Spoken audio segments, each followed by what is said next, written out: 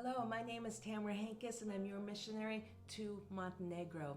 I first want to thank you for this opportunity for me to be able to share my heart and passion for what God has been doing in the Balkan areas of Eastern Europe. And I want to thank you for your support in allowing me to be there, through your financial support, through your prayer support, and so many of you have even sent me words of encouragement. And I just want to thank you from the bottom of my heart. I couldn't do what I'm doing without the support of each of you. Now, many of you know for the past 13 years I've been able to serve in the country of Romania. I've been working with a fabulous team, and so together we have been able to travel the country. We work with Romanian churches, we work with Roma Gypsy churches in reaching this next generation with the gospel of Jesus Christ. And so we do this through evangelistic outreaches where we share the gospel through clowns and skits and games and activities, very interactive.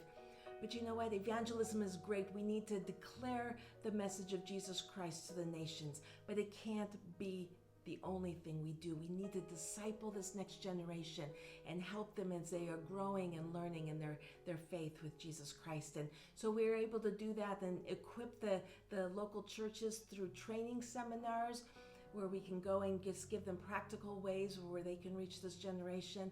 We also have curriculum that we provide for the churches free of charge.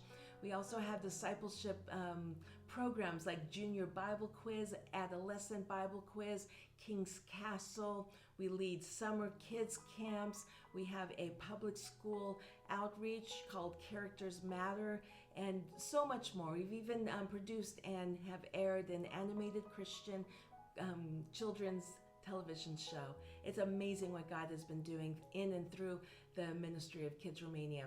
We also minister to women through evangelistic outreaches in the form of ladies' teas.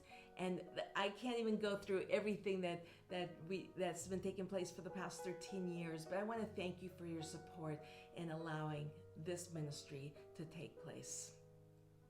Now, many of you have heard that I'm expanding my ministry into the country of Montenegro. I first want to assure you that the ministry in Romania continues. Kids Romania team is still fully functioning. They're still moving forward and growing and doing amazing things. And so thank you for the support of that ministry, and thank you for the continued support to help me get to Montenegro. Now, if you're not familiar with where Montenegro is in the Balkans, very close to Romania. It's actually surrounded and bordered by Croatia, Bosnia and Herzegovina, Kosovo, Albania, Serbia, and the Adriatic Sea. It was part of the former Republic of Yugoslavia, and back in 2006, it gained its independence from the country of Serbia. Now, many have asked me, how did this come about, this change to Montenegro? And I first want to let you know, I wasn't looking to leave Romania. It wasn't on the forefront of my mind. It wasn't anything that I had been considering. Things are great there. I love Romania.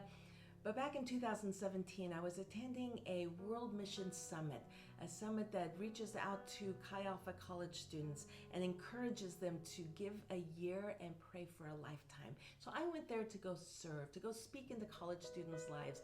Wasn't expecting God to completely transform my life, but you know what?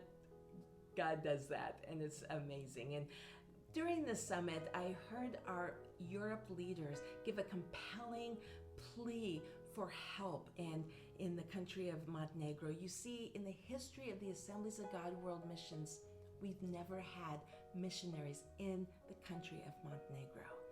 And they were just pleading and just saying how much of a need we have there. It's such a dark, spiritually dark area, and it has been such a depressed area and unevangelized area of the world. And they were just needing help there in Montenegro. And what was exciting was back in 2017 at the summit, they were sharing this plea and the need, and they were actually introducing the first Assemblies of God missionaries who were currently raising funds to go to Montenegro for the first time. These were our first AG missionaries to go to Montenegro, but they were wanting more people. They were asking for a team to come alongside this young couple to join them in this work of ministering in Montenegro. And God began working in my heart. And at first I kind of dismissed it because, hey, I have this amazing ministry in Romania. But then as the day moved on, I couldn't let go. I couldn't shake what I felt like God was speaking to me. And I finally just said, Lord, are you truly asking me to leave Romania to move to Montenegro? And in that instant, a young student came to me and asked me to pray for her. She felt led to go to Europe. And so I said, yes, of course, I'll pray with you. And I asked her, do you feel like God is leading you to a particular country? Because I wanted to connect her with a missionary who was serving in that country. And she said, no, I'm willing to go anywhere. I want to go where there's a desperate need. I want to go where there's unreached people groups. She goes, I'll go anywhere in Europe except Montenegro. And I was taken aback because we just heard this compelling plea from our leaders, how we needed missionaries and how this was a desperate area in need of work. And here she was saying, I'll go anywhere except Montenegro. And in that instant, God said, see, very few are willing to go. Will you go? I need no more evidence, no more convincing. And so I went back to Romania and I actually prayed and fasted for a couple of months just to be sure, just to be certain, because this isn't a decision I wanted to take lightly. And when I approached my leaders and explained this whole story about what happened at this mission summit, I just shared with them my heart, and in that moment, they began to break. And they revealed to me that at that conference, after this young couple accepted the call to go to be the first missionaries into Montenegro, our leaders began to shift their prayers, and they wanted more people. They wanted a team to come alongside and work with this couple, but they didn't want brand new missionaries straight from America. They prayed specifically that God would call and put the burden in the heart of a veteran missionary who had already been serving some time in the Balkan area nearby, who would be willing to leave that country that they were serving in and go to Montenegro. So when I approached them and said, I feel God has placed a burden on my heart to leave Romania, where I have been serving for 13 years, and move to Montenegro, there was no doubt that this was truly from the Lord. Now, many ask me, what are you going to be doing in Montenegro? Or are you going to be doing the same thing that you've been doing in Romania? And I can answer yes and no. Yes, in the sense that wherever we are, whether it's in Oregon, whether it's in Romania, whether it's in Montenegro, wherever we are called to follow and obey Jesus. We are called to preach the good news, and we are called to make disciples of all nations. That does not change. That will remain the same. I answer no in the sense that it's not going to look anything like what we've been doing in Romania these past 13 years. You see, Romania has a strong national church. There's about 3,000 Pentecostal churches. In fact, there's more Pentecostal churches in Romania than there are in all of Europe combined together. Praise God for what He is doing in Romania.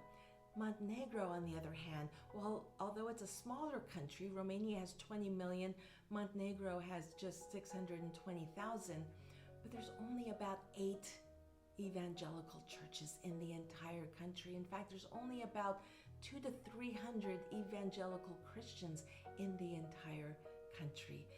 To help put this into perspective, now for those of you from Oregon, you may be familiar with the Autzen Stadium.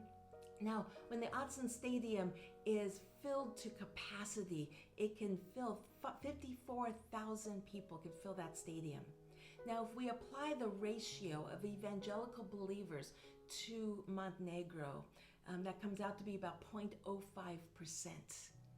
0.05% of the population. But if we apply that ratio of 0.05% to a full capacity stadium of 54,000 people, of those 54,000 people, 27 will be evangelical believers. We have a lot of work to do. So our heart, of course, is, working with this team, going to have to learn the language. And for those of you who are wondering, Montenegrin is nothing like Romanian. Romanian's a Latin-based language, and Montenegrin is a Slavic language. So I'll be learning the language, learning the culture, building relationships, and we got a lot of hard work. It's a dark area. It's a very difficult area that's pretty closed to hearing the gospel. And so I want to thank you for being a part of our team as we venture out and really break ground. You're helping us to break ground in a whole new territory for the Assemblies of God. And where our prayer is that we will reach people one at a time and just sharing the gospel with each person we encounter, and to slowly help build his church. And for those existing churches, my prayer is to see a thriving next generation ministries in those churches. And I'm excited to see what God's going to do in this new ministry for the Assemblies of God. And I thank you for being a part of it. I thank you for your support. And I'm hoping to get there by November. That is my target. And the way you can help me, first of all, please be in prayer. Be in prayer. It is a difficult area. Be in prayer that myself and my ministry team, that we will grow and that more people will be called to Montenegro. Pray for our finances, and pray that God would just soften the hearts of those who we encounter, and that the churches that we work with would be willing to be open to reaching the next generation. So please be in prayer. And if you can join me on my financial support, of course, all ministry takes finances, and so you can contribute either through a monthly pledge support, faith promise support, or you can give a one-time cash offering. Both are greatly needed. And so I thank you so much for that. And then maybe some of you might even consider coming and being a part of our team in Montenegro to plant churches, to reach the lost, to train up next generation leaders.